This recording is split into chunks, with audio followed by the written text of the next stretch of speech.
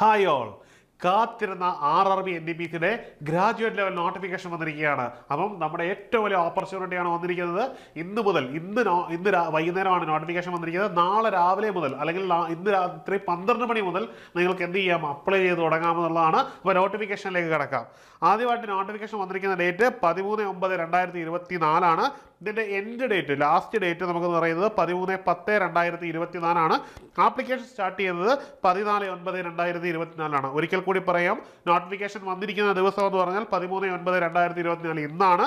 ഇനി ഇത് അപ്ലൈ ചെയ്ത് തുടങ്ങാൻ പറ്റുന്നത് 14/9/2024 മുതലാണ്. ഇത് ക്ലോസ് ചെയ്യുന്നത്, അതായത് ആപ്ലിക്കേഷൻ വിൻഡോ ക്ലോസ് ആവുന്നത് 14/10/2024 അതായത് നമ്മുടെ ഡേറ്റ് എന്ന് പറഞ്ഞാൽ 13/10/2024, അതായത് 13/10/2024 ഇത് ക്ലോസ് ആവും നമ്മുടെ വിൻഡോ എന്ന് പറയുന്നത്. ഇനിയും 16/10/2024 മുതൽ 25/10/2024 വരെ നമുക്ക് എന്തുണ്ട്, നമുക്കിത് കറക്ഷൻ ചെയ്യാനുള്ള വിൻഡോ ഓപ്പൺ ആയിരിക്കും. നമ്മൾ ചെയ്ത ആപ്ലിക്കേഷനിൽ എന്തെങ്കിലും തെറ്റുണ്ടെങ്കിൽ അത് കറക്റ്റ് ചെയ്യാനുള്ള വിൻഡോ ഓപ്പൺ ആയിരിക്കും എന്ന് ഓർക്കുക. നമ്മുടെ മുമ്പിൽ ഡേറ്റുകൾ ഒന്നുകൂടി ഞാൻ പറയുകയാണ്. 14/9 വിൻഡോ ഓപ്പൺ ആണ്. ഇനിയും ക്ലോസിംഗ് ഡേറ്റ്, ആപ്ലിക്കേഷൻ്റെ ക്ലോസിംഗ് ഡേറ്റ് 13/10/2024 ഇനിയും ഇതിന്റെ വിൻഡോ ഓപ്പൺ ആവുന്നതെന്ന് പറഞ്ഞു കഴിഞ്ഞാൽ 16/10/2024 ടു 25/10/2024 ഈ 14/10/2024 15/10/2024 കണ്ടിരിക്കുന്നത് ആപ്ലിക്കേഷന്റെ ഫർദർ ഡീറ്റെയിൽസിനെ പറ്റിയാണ് ഇതിൽ പറഞ്ഞിരിക്കുന്നത്. ഓർത്തിരിക്കുക ആ ഡീറ്റെയിൽസ്. ഇനി വന്നിരിക്കുന്നത് നോട്ടിഫിക്കേഷൻ വന്നിരിക്കുന്ന ഏതൊക്കെ പോസ്റ്റുകളിലേക്കാണെന്ന് നോക്കാം. ഒന്ന് ചീഫ് കൊമേഴ്ഷ്യൽ ടിക്കറ്റ് സൂപ്പർവൈസറാണ്, അടുത്തത് സ്റ്റേഷൻ മാസ്റ്റർ ആണ്, മറ്റൊന്ന് ഗുഡ്സ് ട്രെയിൻ മാനേജറാണ്, മറ്റേത് ജൂനിയർ അക്കൗണ്ടന്റ് അസിസ്റ്റന്റ് ആണ്, മറ്റൊന്ന് സീനിയർ ക്ലർക്ക് കം ടൈപ്പിസ്റ്റ് ആണ്.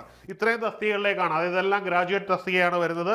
ഇനിയും ഇതിൻ്റെ എല്ലാം ഏജ്, എല്ലാത്തിൻ്റെയും നിലവിലെ ഏജ് എന്ന് പറയുന്നത് ടോപ്പ് ഏജ് ഈ വർഷം നമുക്ക് 36 വർഷമാണ്. അത് കോവിഡുമായിട്ട് ബന്ധപ്പെട്ടാണ് നമുക്ക് ആ ഒരു അഡ്വാൻറ്റേജ് കിട്ടുന്നത്. നോർമൽ കേസിൽ ഇതിൻ്റെയൊക്കെ ഏജ് 33 വരെയാണ്. ഇത്തവണ അത് 36 വയസ്സ് വരെയാണ്. അതായത് കിട്ടിയിരിക്കുന്ന ഓപ്പർച്യൂണിറ്റിയാണ്, നന്നായിട്ട് ഉപയോഗിക്കുക എന്നുള്ളതാണ്. ഇതിൻ്റെ മുഴുവൻ വേക്കൻസി, എല്ലാ വേക്കൻസികളിലൂടെ വന്നിരിക്കുന്ന 8113 വേക്കൻസികളാണ്. അതിൽ ചീഫ് കൊമേഴ്ഷ്യൽ കം ടിക്കറ്റ് എക്സാമിനർക്ക് 1736 വേക്കൻസികളും, സ്റ്റേഷൻ മാസ്റ്റർക്ക് 994 വേക്കൻസികളും, ഗുഡ്സ് ട്രെയിൻ മാനേജർക്ക് 3144, ജൂനിയർ അക്കൗണ്ടന്റ് അസിസ്റ്റന്റ് കം ടൈപ്പിസ്റ്റിന് 1507,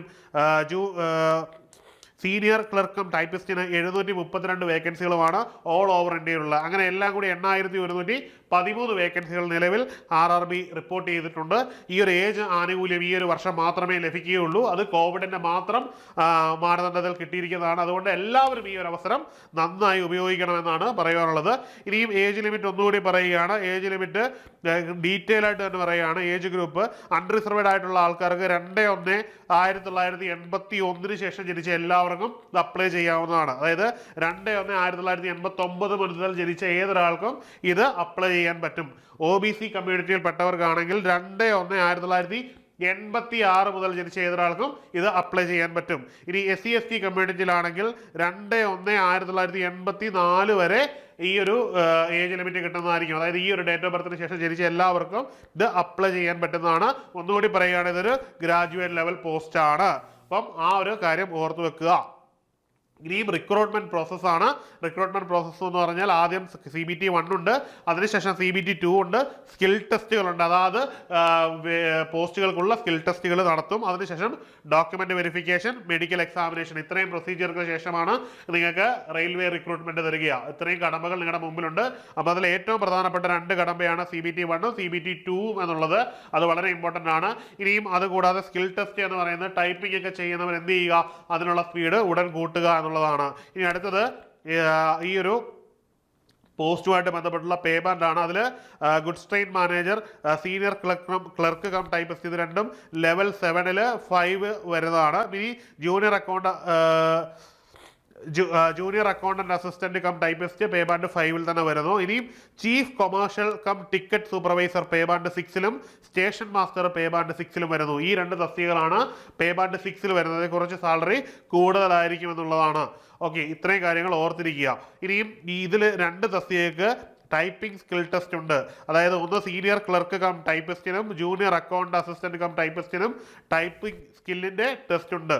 ഇതെല്ലാം എന്തായിരിക്കും നിങ്ങളുടെ കോഴ്സുമായിട്ട് ബന്ധപ്പെട്ട് ഇത് അപ്ലൈ ചെയ്യുന്നവർ അതിനുള്ള ഒരു പ്രിപ്പറേഷൻ ഇപ്പോഴേ തുടങ്ങേണ്ടത് അനിവാര്യമാണ്.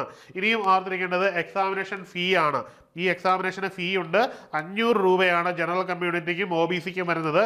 ഇനി എക്സ് സർവീസ്മെന്, ഫീമെയിലിന്, ട്രാൻസ്ജെൻഡർ, ഇനി ഫിസിക്കലി വീക്കായിട്ടുള്ളവർക്ക്, minority community, economically backward class, ഇങ്ങനെയൊക്കെ ഉള്ളവർക്ക് എന്തുണ്ട്, ഇവർക്ക് 250 രൂപ മാത്രമേ ഫീസുള്ളൂ.